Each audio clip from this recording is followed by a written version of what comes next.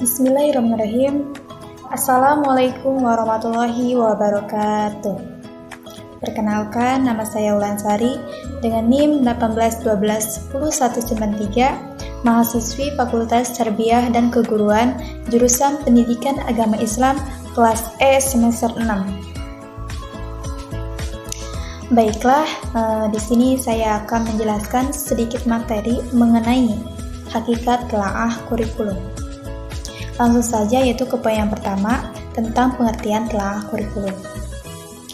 Dalam Kamus Besar Bahasa Indonesia, telaah bisa diartikan sebagai penyelidikan, kajian, pemeriksaan, dan penelitian. Sedangkan pengertian kurikulum menurut Undang-Undang Nomor 20 Tahun 2003 tentang Sistem Pendidikan Nasional Pasal 1 Ayat 19 adalah seperangkat rencana dan pengaturan mengenai isi dan bahan pelajaran serta cara yang digunakan sebagai pedoman penyelenggara kegiatan belajar mengajar. Jadi, dapat disimpulkan bahwasanya telaah kurikulum adalah suatu kajian terhadap rencana, tujuan, isi, materi pelajaran, dan cara yang digunakan sebagai kegiatan pembelajaran untuk mencapai tujuan pendidikan, baik yang berbentuk pengetahuan, keterampilan, sikap, dan nilai-nilai sebagai akibat terjadinya kegiatan belajar. Latar belakang pentingnya telaah kurikulum. Kurikulum memegang kedudukan yang sangat penting dalam pendidikan, sebab berkaitan dengan penentuan arah, isi, dan proses pendidikan. Kurikulum menyangkut rencana dan pelaksanaan pendidikan, baik dalam ruang lingkup kelas, sekolah, maupun nasional. Di Indonesia, pendidikan mengalami banyak berbagai persoalan, salah satunya adanya kurikulum yang mengalami pergantian dari tahun ke tahun dan membebani peserta didik tanpa ada arah pengembangan yang benar-benar diimplementasikan dengan perubahan yang diinginkan.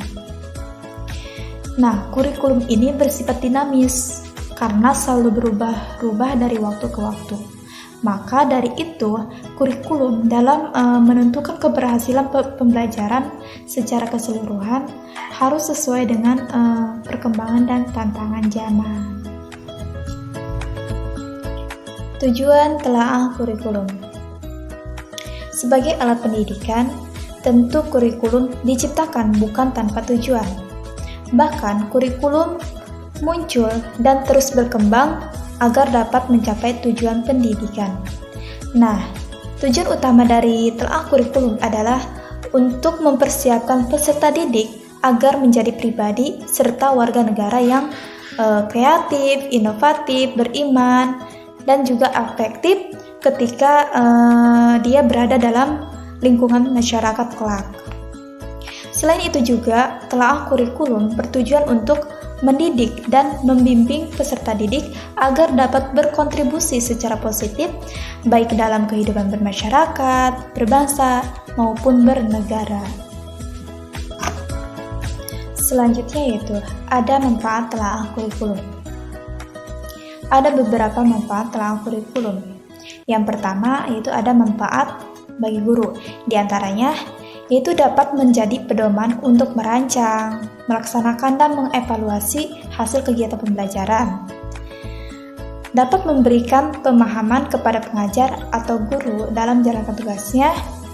Dapat mendorong untuk lebih kreatif dalam penyelenggaraan program pendidikan, serta dapat membantu dalam menunjang pengajaran supaya lebih baik. Yang kedua yaitu manfaat bagi sekolah. Nah, apa saja sih manfaat bagi sekolah ini?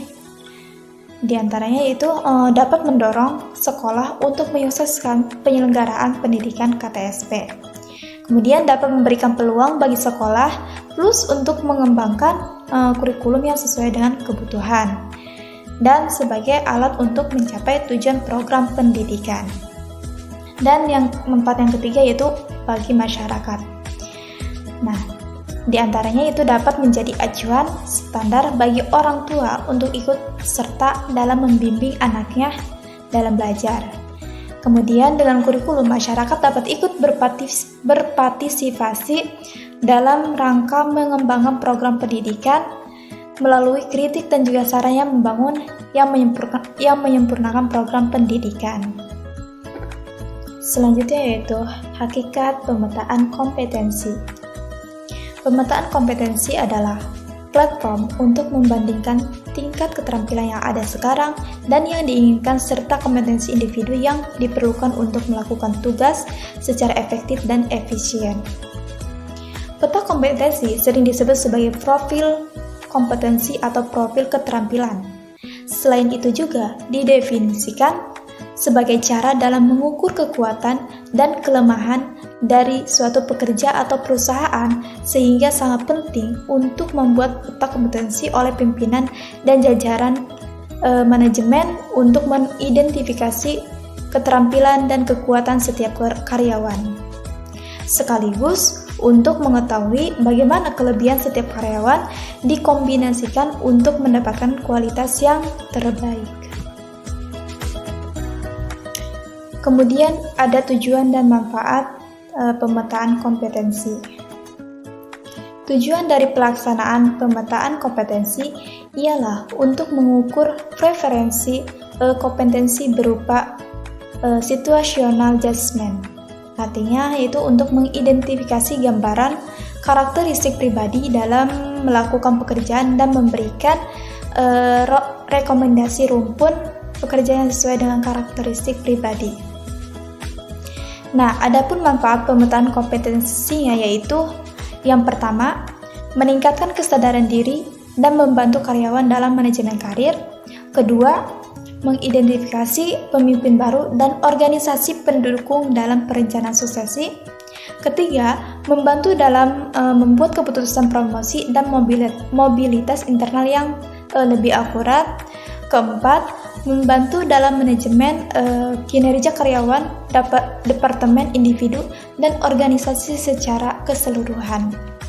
Kelima, menyediakan ruang untuk merancang intervensi pelatihan yang diarahkan pada tujuan.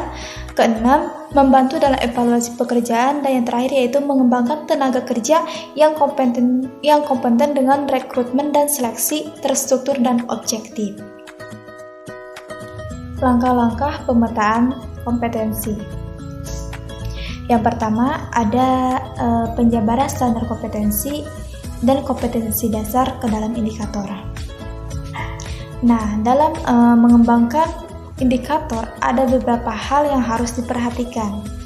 Pertama, indikator dikembangkan sesuai dengan karakteristik peserta didik. Kedua, indikator dikembangkan sesuai dengan karakteristik mata pelajaran. Dan yang ketiga, dirumuskan dalam kata kerja operasional yang terukur dan atau dapat diamati. Selanjutnya yaitu menentukan tema.